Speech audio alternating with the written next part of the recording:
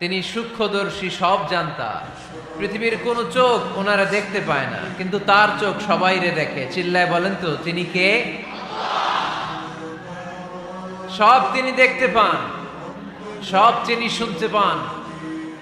সাত আকাশের উপর সিদরাতুল মুনতাহা, তার উপরে আল্লাহর আরশ, তার উপরে আল্লাহর কুরসি, সেখানে আল্লাহ তাআলা সমাসীন। এই আরশের উপর থেকে আল্লাহ তাআলা জমিনের অতল গহ্বরে, কোন জঙ্গলে, কোন গুহার ভিতরে কোন পিপিলিকাও যদি হেঁটে যায়, আল্লাহ বলে এত উপর থেকে ওই পিঁপড়ার হেঁটে চলার পায়ের আওয়াজটাও আমি আল্লাহ শুনতে পাই। এজন্য কেউ যেটা শোনে না, শোনে কে? কেউ যেটা দেখে না, দেখে কে? কেউ যেটা পারে না, পারে কে? আওয়াজ করে বলেন, আল্লাহ কি আমাদের কাছে না দূরে? আমার বাবা মা আমার যত কাছে, তার চাইতো আমার বেশি কাছের কে? আমার স্ত্রী আমার যত কাছে, তার চাইতো আমার বেশি কাছের কে?